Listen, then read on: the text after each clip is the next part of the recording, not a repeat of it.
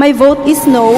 which is why my vote is no. Kaya ang pagboto ko ng no. It was So ito mga kabayan, kilalanin natin ang mga kongresistang tutol sa impeachment ni Bibi Sara Duterte na nagsalita ng no for impeachment para sa ating Vice President BP Sara Duterte. Mga kabayan, my vote is no. Which is why my vote is no. Kaya ang pagboto ko ng no. It was a no. It still remains a no. Tinawagan po ako ng nanay ko at sinabihan ako na huwag mang-away. I vote no to the committee report. In my vote of no, I vote no. My vote of no. Ang aking botong no. I voted no. I move to recognize Representative Maria Vanessa Aumentado of the 2nd District of Bohol. Mayong hapon sa tanan. Representative Aumentado is hereby recognized. Thank you, Mr. Speaker. Mayong hapon sa tanan. My vote is no, guided by my commitment to listen to the voice and sentiments of the majority of my constituents in the 2nd District of Bohol. Thank you, Mr. Speaker. Majority Leader. Mr. Speaker, I move to recognize Representative Sherlyn L. Banyas Nograles of the Lone District of General Santos City. Honorable Sherlyn Banyas Nograles, Lone District, General Santos is hereby recognized. Mr. Speaker, my vote is no. Let me state at the outset, accountability is non-negotiable. Public office is a public trust, and every public official must remain answerable to the Filipino people. As representatives of the people, we do not speak only for ourselves in this chamber.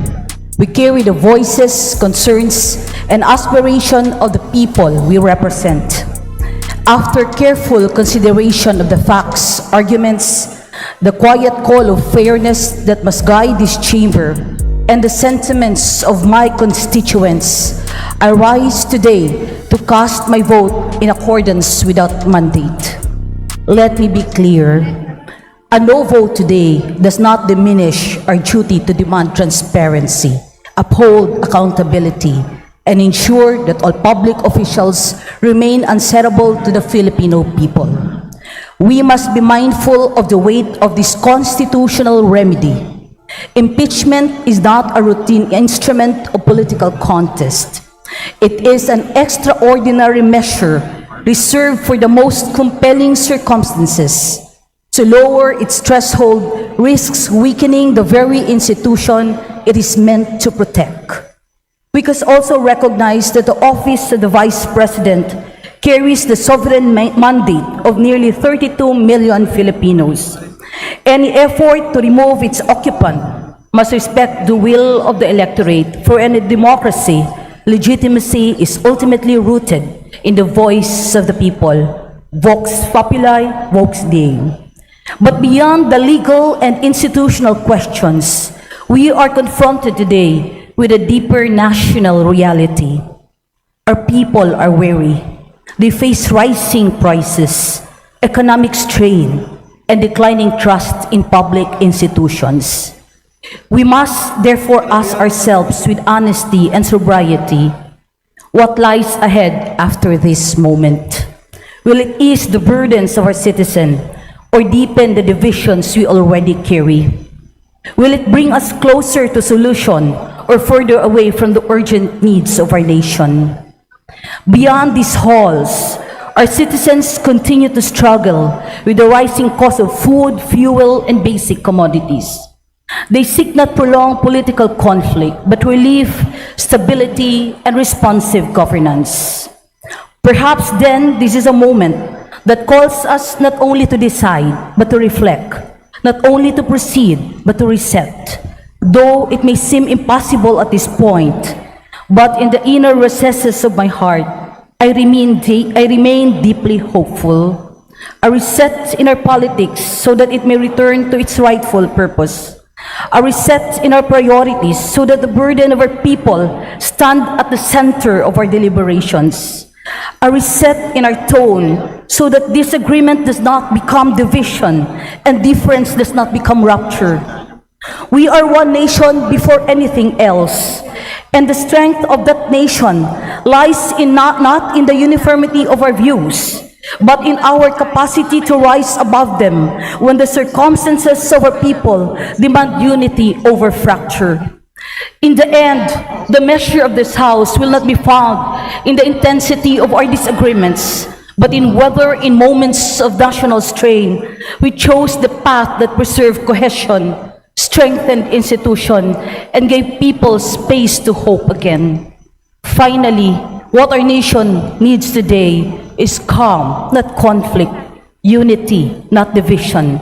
In time of economic strain and institutional challenges, our duty is to steady the course of government and remain firmly focused on delivering meaningful solutions for our people. It is in the spirit that I am reminded of the guiding wisdom of the Supreme Court. There is a right way to do the right thing at the right time. That is inherent in the rule of law. That is inherent in the rule of justice. For these reasons, with full respect for differing views of my colleagues, I cast my vote no to the articles of impeachment. Mr. Speaker, may we recognize the Honorable Representative Francisco Kiko Barzaga from the 4th District of Cavite. Honorable Kiko Barzaga, 4th District of Cavite is hereby recognized. Thank you, Mr. Speaker. As the youngest representative of the Philippine House of Representatives present here today, I speak on behalf of my hopes for a bright future for our nation that is free from corruption and against the impeachment of Vice President Sara Duterte, the only 2028 presidential candidate who is capable of creating that future. Sara Duterte is our nation's most vocal anti-corruption figure, as she's the first one to reveal the massive flood control corruption in the 2025 budget and the involvement of former Speaker Martin Romualdez and Appropriations Chairman Zaldico. VP Duterte is also an admired and respected public figure all throughout our country, which is reflected in the survey results which consistently place her as our #1 presidential candidate for 2028. Yet instead of congratulating her for these achievements, you instead seek to remove her, as you believe that her presidential ambitions will interfere with the traditional political practices that our nation has grown accustomed to. Vice President Sara Duterte is the hope of our nation. She's an accomplished lawyer who deeply cares for our people, as I have personally witnessed when I visited her in Davao City. I will not waste our nation's future, which is why my vote is no. Thank you, Mr. Speaker. Mr. Speaker, may we recognize the Honorable Dale B. Corvera from the Lone District of Agusan del Norte. Honorable Dale Corvera, Lone District, Agusan del Norte is hereby recognized. Thank you, Mr. Speaker. You know, Mr. Speaker, after my consultation with our constituents in Agusan del Norte, napag-alaman ko po na overwhelmingly they are not in favor of the impeachment against the Vice President. And being their representative, I have to listen to them. Kaya ang pagboto ko ng no ay dala ko ang boses ng taga-Agusan del Norte. In fact, it is an expression of the will of the people of my province. Maraming salamat po.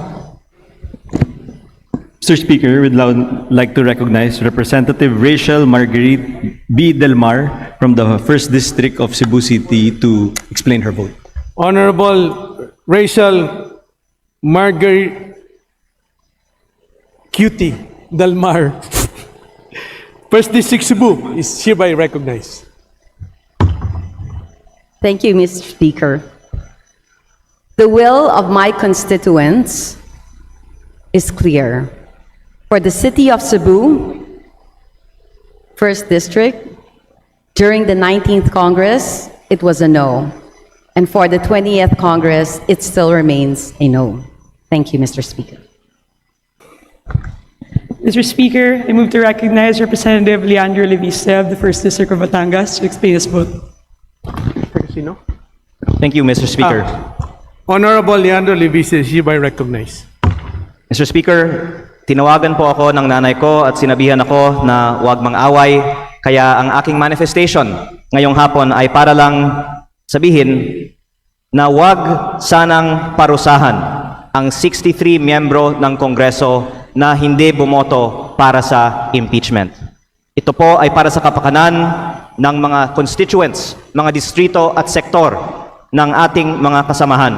At sana, dahil malambot ang puso ng liderato ng Kongreso at ng gobyerno, huwag natin idamay ang mga nanay na nangangailangan ng pang-tuition sa kanilang mga anak, ang mga lola, ang mga lolo na nangangailangan ng medical assistance, ang mga magsasaka na nangangailangan ng mga farm-to-market roads dahil lamang sa boto ng kinatawan ng iilang mga distrito.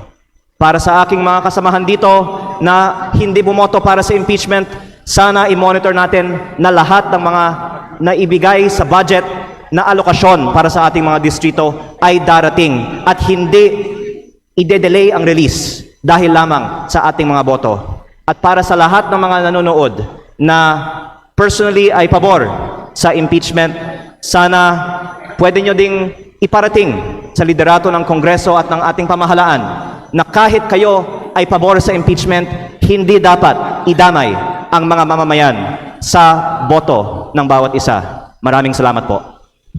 Majority Leader. Mr. Speaker, I move to recognize Representative Paulo Marcoleta of Sige Party List to explain his vote. Honorable Paulo Henry Marcoleta, party list Sagip, is hereby recognized. Thank you, Mr. Speaker, esteemed colleagues. I vote no to the committee report recommending the impeachment of Vice President Sara Duterte. I will not vote in favor of a committee report that is a product of a flawed deliberative process. Let me be clear. This vote is not a vote against accountability. This is a vote for constitutional discipline. Impeachment is the gravest political remedy under our Constitution. It cannot rest on shortcuts, spectacle, or evidence gathered through a process that looks less like a constitutional proceeding and more like a fishing expedition. The vulnerability of this entire process is plain. The committee conducted hearings when both houses of Congress were not in session. That alone raises serious questions on authority, timing, and regularity. Then, instead of remaining with the verified complaints and their attachments, the committee gathered new evidence, expanded the theory of the case, and built allegations beyond what the respondent was originally required to answer. Hindi pwede na magsimula tayo sa isang complaint, tapos habang tumatakbo ang hearing, palalawakin natin ang kaso hanggang maging ibang kaso na ito. Due process is not a technicality. It is the constitutional shield of every Filipino, including those we dislike, those we oppose, and those we fear politically. I am especially troubled by the Anti-Money Laundering Council disclosures.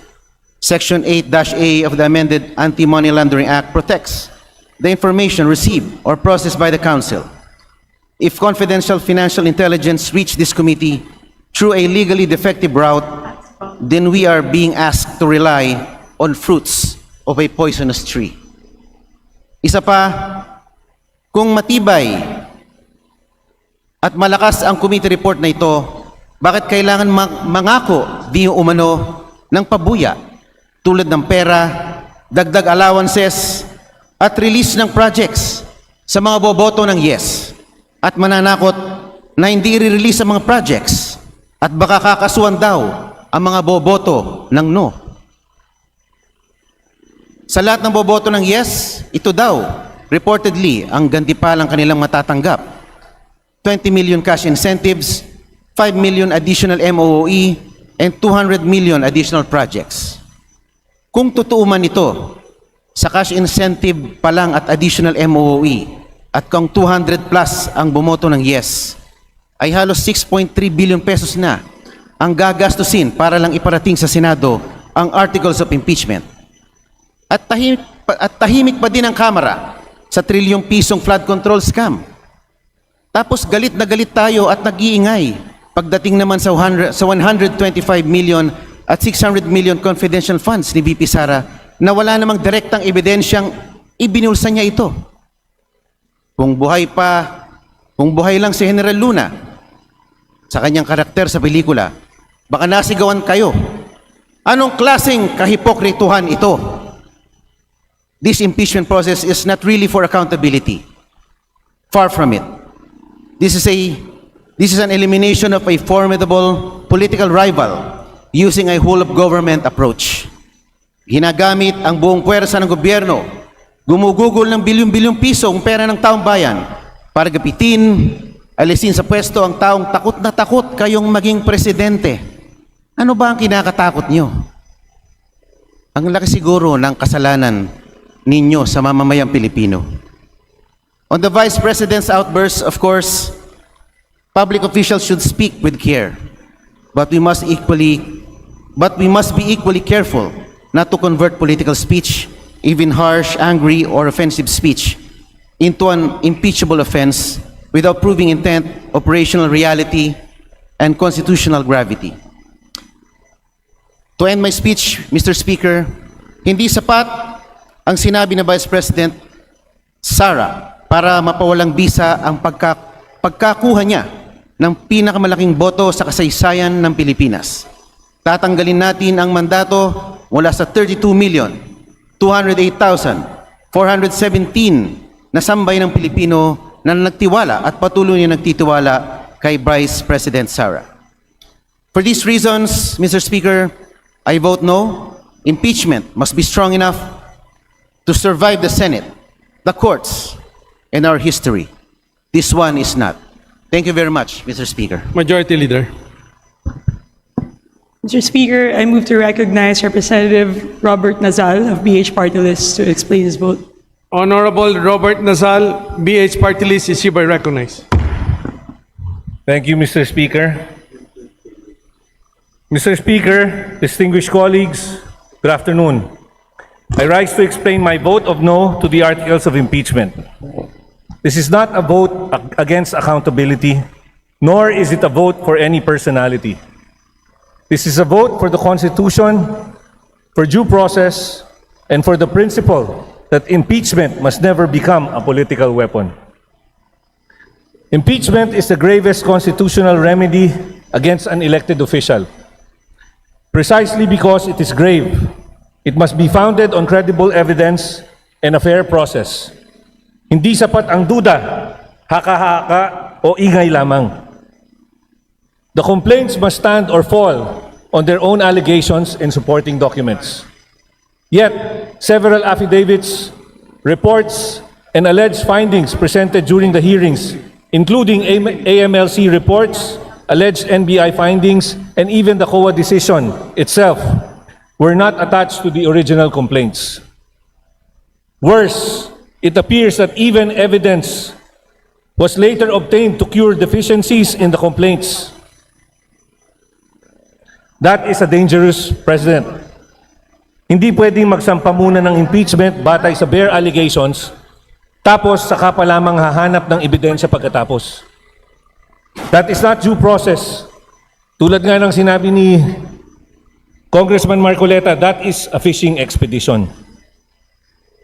On the confidential funds issue, even Attorney Gloria Camora of the Commission on Audit confirmed during the hearings that there were no findings of misuse under the COA decision being cited.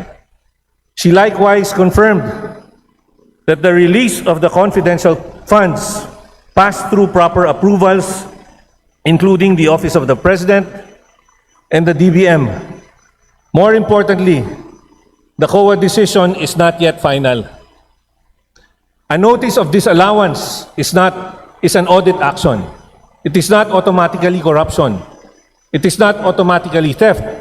It is not automatically an impeachable offense.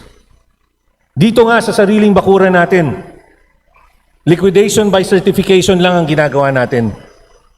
Pero sigurado ako na tayo ang unang magsasabi na hindi ibig sabihin na may corruption doon. On the AMLC reports, we must also be careful not to mischaracterize covered and suspicious transactions as automatic proof of wrongdoing. Suspicion is not proof, allegation is not conviction. In fact, even the AMLC information sharing report itself reportedly refers to a BPI letter explaining that a supposed 2 billion transaction was actually the result of a system error, and that the real amount involved was only around 2 million pesos. Yet, this annex was allegedly not included in the materials furnished to the members of the House. At the very least, it raises serious questions regarding the completeness, fairness, and integrity of the evidence being presented against the Vice President. The same principle applies to the alleged SALN issues. A discrepancy relating to a SALN does not automatically amount to an impeachable offense. Our laws allow amendments and corrections to SALNs when necessary. Kailangan pa rin ng malinaw at matibay na ebidensya ng sinadyang pagtatago o panlilinlang, which, to my mind, has not been sufficiently established in this case against the Vice President. On the alleged threats, the Vice President's designated survivor remark made in jest was clearly made in reference to the constitutional role of the Vice President to assume the presidency in case of death, resignation, removal, or incapacity of the President. The issue today is not whether one supports or opposes Vice President Sara Duterte. The deeper question is whether this House will defend the integrity of impeachment itself. Will we respect the line between the House initiation and Senate trial? Will we choose law over noise, evidence over accusation, and fairness over expediency? Let it not be said that at this crucial time in our democracy, this House lowered the constitutional standard because the politics of the hour demanded it.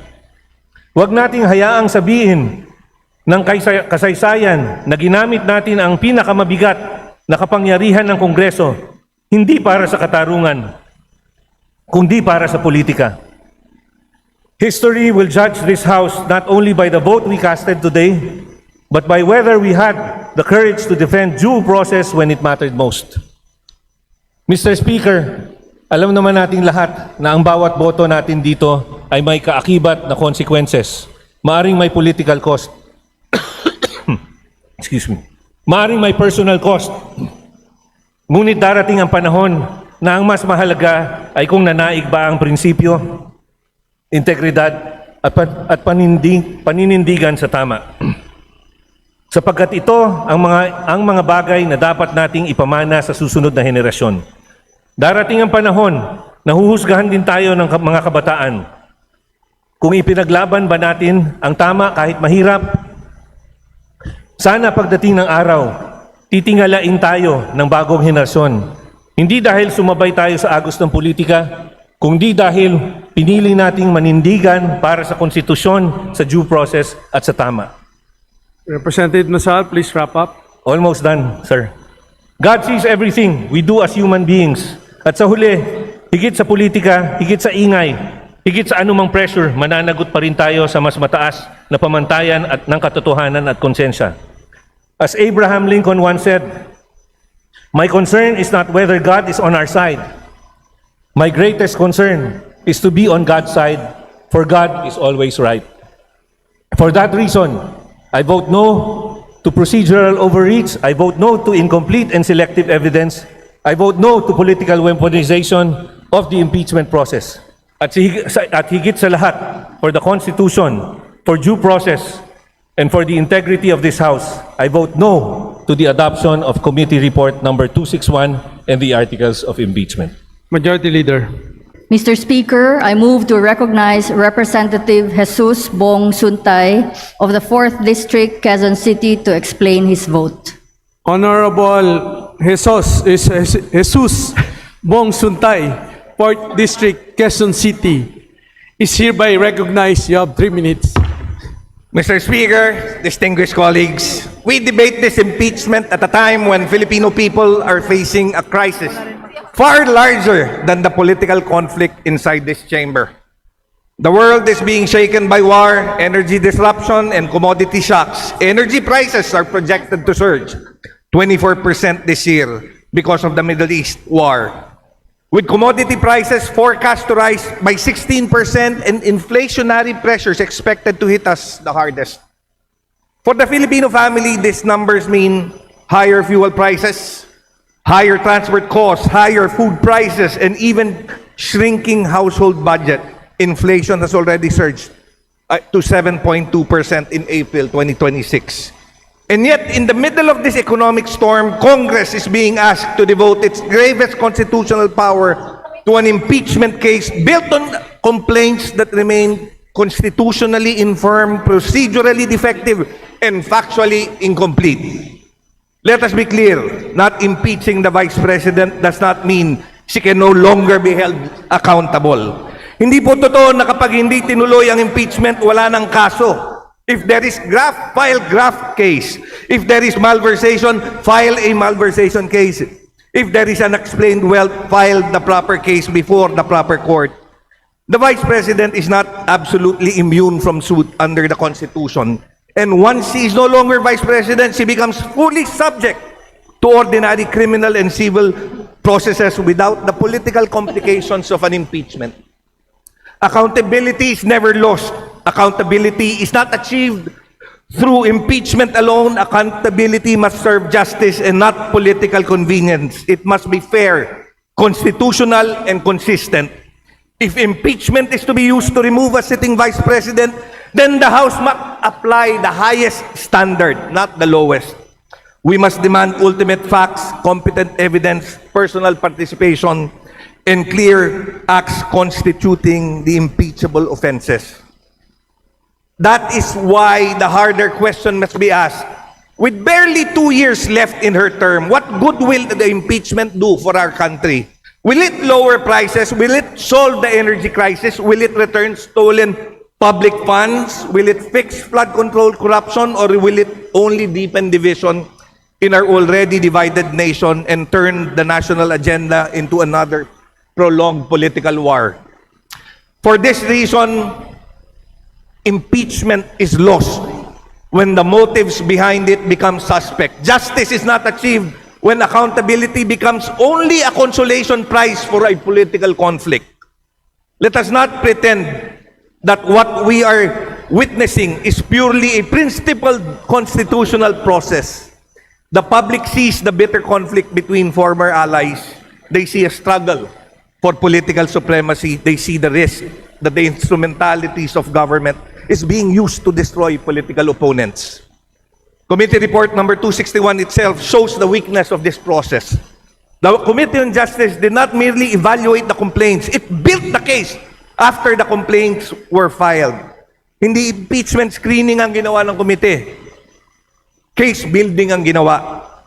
An impeachment complaint must stand on its own from the beginning. It must contain ultimate facts. It must allege acts constituting impeachable offenses. It must show personal participation and legal nexus. Hindi pwedeng kulang ang reklamo tapos ang komite ang maghahanap ng ebidensya sa pamamagitan ng subpoena, AMLA record, BIR record, SED record, NBI files, at testimony ng witness na inilabas pa sa bilangguan para lang punuan ang kakulangan.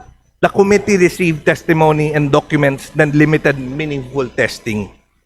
Kung gagamitin ng ebidensya para iakyat ang impeachment, dapat pinapayagan din subukan ang credibility, authenticity, personal knowledge, and relevance. The evidentiary record is not merely weak, it is compromised. The committee took the word of Ramil Madriaga, a convicted criminal, as though it was gospel truth. In any fair proceeding, the testimony would have been received with extreme caution, subjected to searching scrutiny and corroborated by independent evidence. Instead, it was used as a pillar for probable cause. The committee received most from a government official appointed only a week before appearing in front of the committee on matters involving documents protected by law that should have triggered restraint, not haste. It should have demanded safeguard, not political momentum.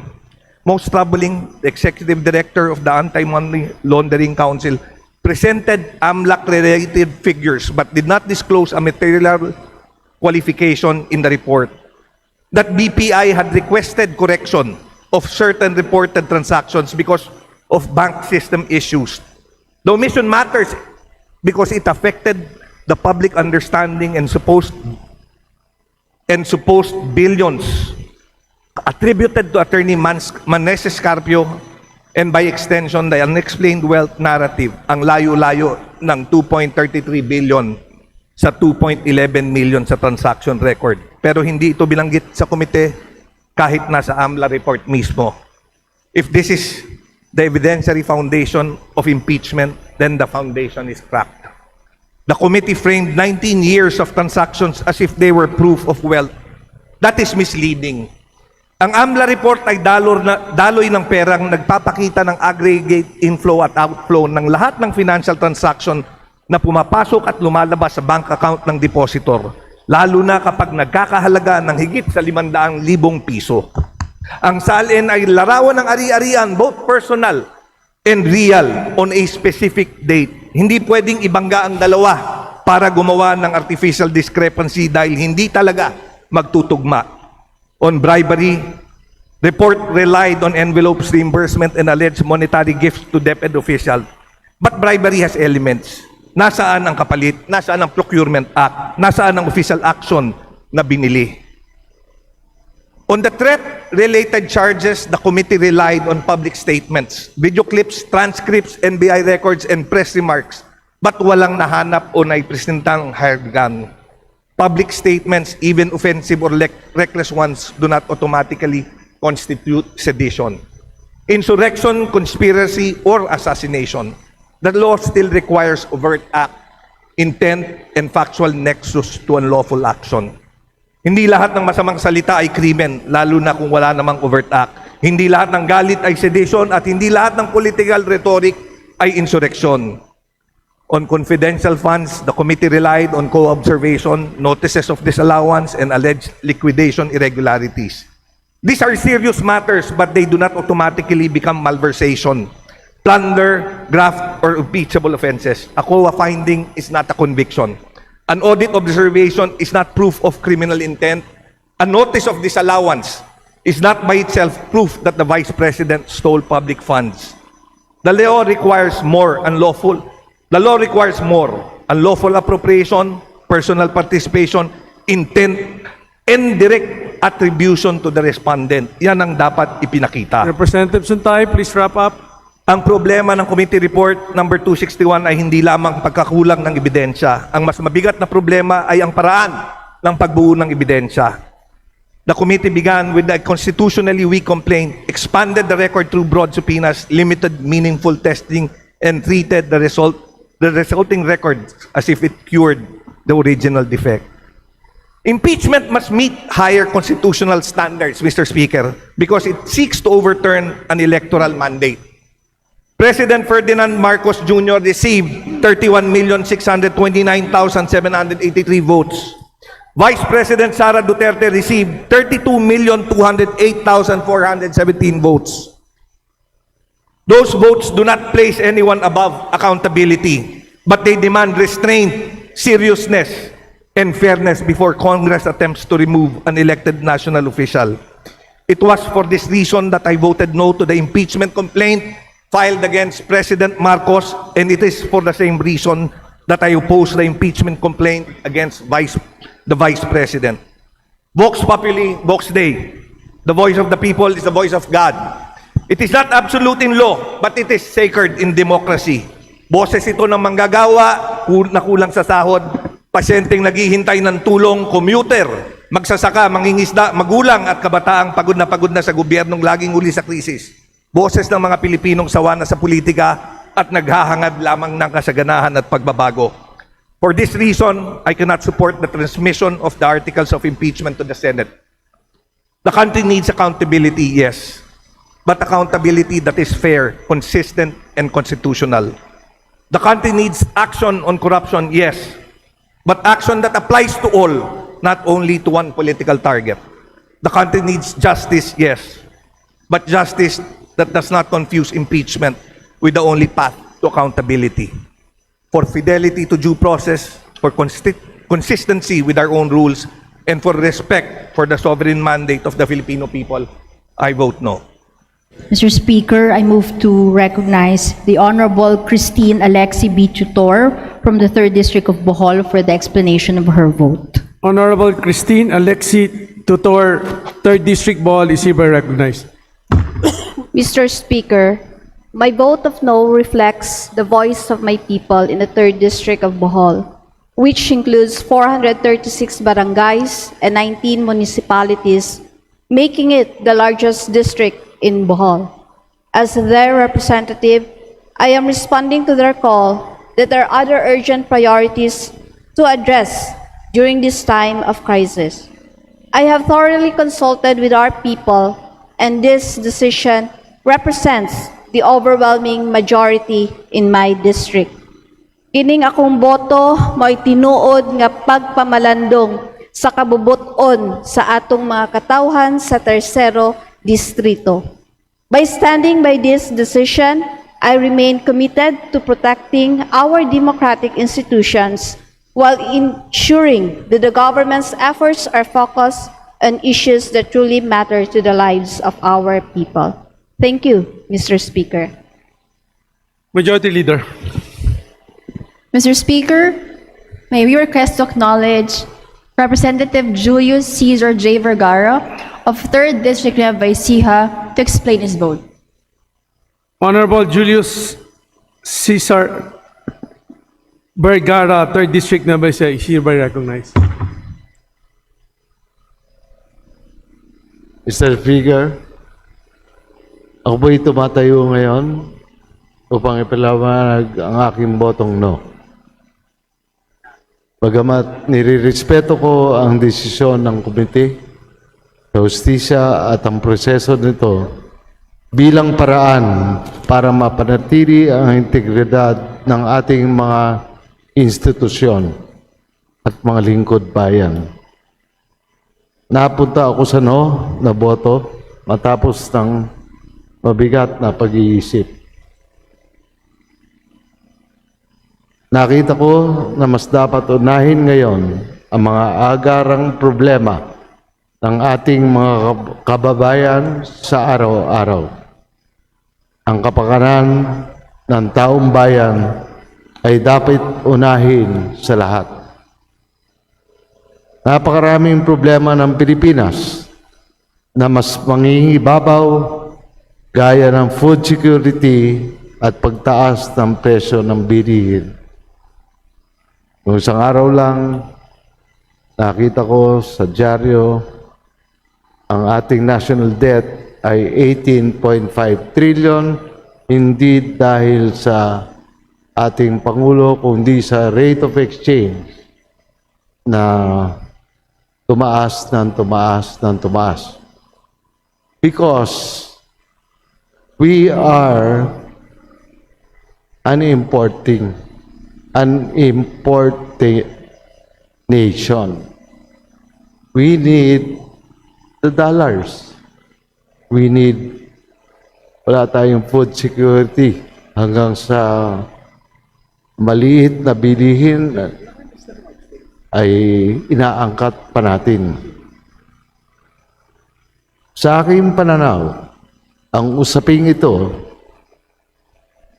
ay hindi makabuluhang paggamit ng oras at atensyon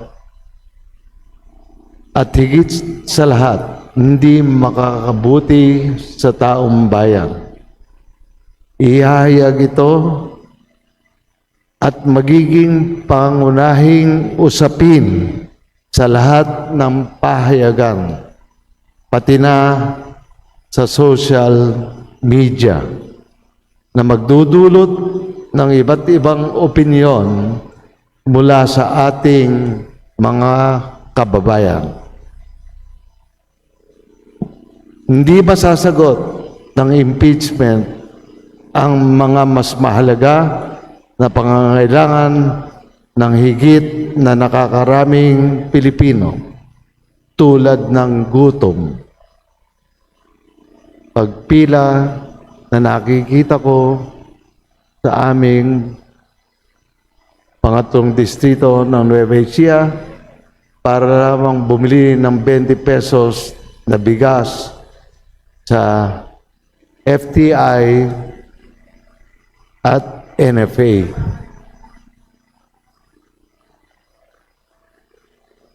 Hindi nito maibsan ang hirap ng buhay at pagtaas ng presyo ng pangunahing bilihin.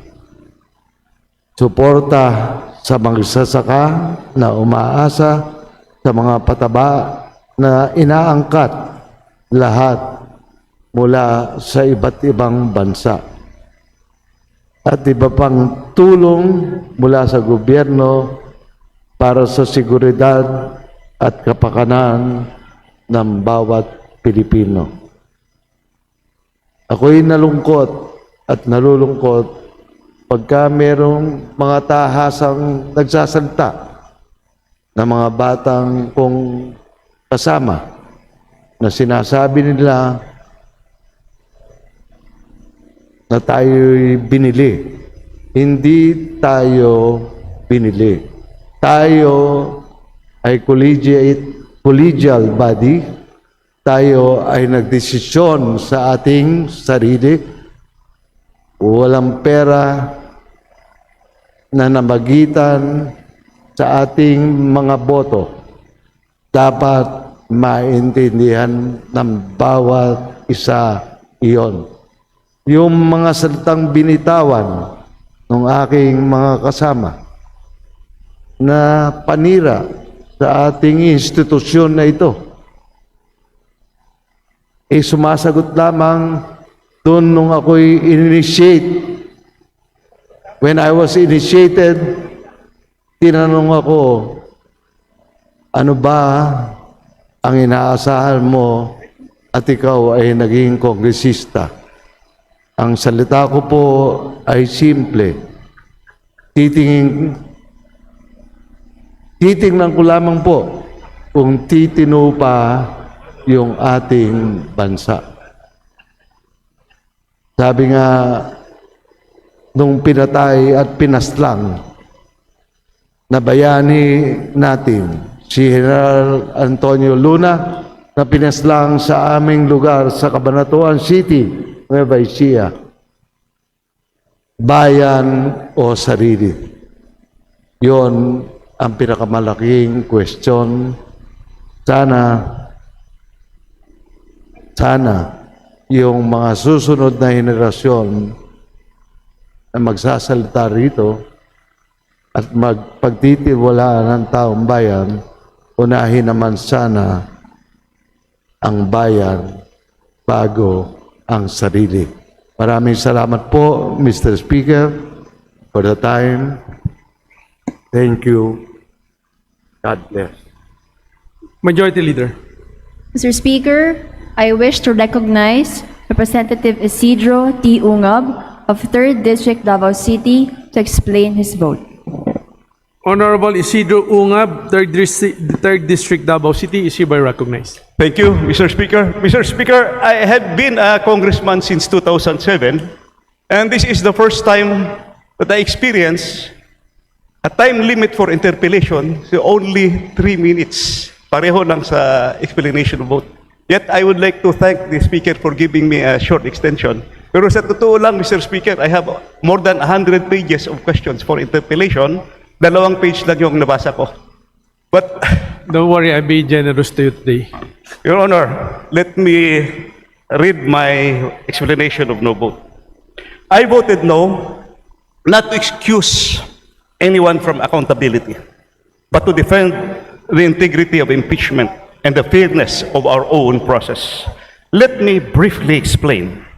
First, the case we are sending to the Senate is not the same case the Vice President was asked to answer. On March 16, she filed her consolidated verified answer to the Sabalia and Cabrera complaints after the committee had already declared them sufficient in form, substance, and grounds.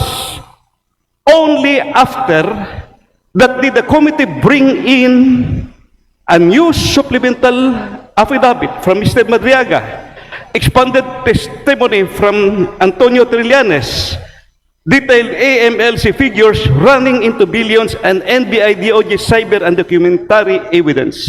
All of those April additions are now woven into a single consolidated set of articles, but the respondent was never formally invited to amend her answer to address that expanded case. We strengthened and reshaped the charges, yet we never reopened the door for her to answer them. Second, 2 verified complaints have effectively been turned into something like a new complaint. The Constitution says impeachment must be initiated by a verified complaint. Sabalya and Cabrera did that. They allege misuse of confidential funds, bribery, unexplained wealth, and destabilization. But the consolidated articles go further. They merge and they relabel the grounds into broad patterns of abuse, import specifics, Barzaga, supplemental affidavit, Trillanes annexes, AMLC transaction patterns, and NBI transcripts, and then present a new unified narrative of sustained corruption and command responsibility. On paper, this House still invokes Sabalya and Cabrera, but in substance, we have a different post-April case. The Vice President has never been asked on the pleadings to admit or deny that consolidated, expanded version. For me, that combination, changing the case after the answer, turning into two complaints into a new consolidated narrative, and doing so on a selective evidentiary base, creates a serious risk of denial of due process and grave abuse of discretion by this House. I believe that if this impeachment is challenged before the Supreme Court, these very defects will be the center of the arguments against us. I repeat, my no vote is not a judgment on guilt or innocence. It is a judgment that this particular committee report and resolution do not meet the constitutional standard of fairness and notice that impeachment demands. We could have required the committee to confine itself more strictly to the verified complaints and to give the respondent a formal chance to answer the consolidated articles before we voted. We chose not to. For those reasons, and out of respect for the Constitution and for the long-term credibility of impeachment as an instrument of accountability, I vote no, Mr. Speaker. Majority Leader. Mr. Speaker, we'd like to acknowledge Representative Audrey K. T. Zubiri of 3rd District Bukidnon to explain her vote. Honorable Audrey K. Zubiri, 3rd District, Bukidnon, is hereby recognized. Thank you very much. Good evening, Mr. Speaker. I chose to abstain from voting so as not to prejudice or preempt the independent judgment of my husband, Senator Juan Miguel Zubiri, who will be serving as a senator judge in the impeachment court. Thank you very much.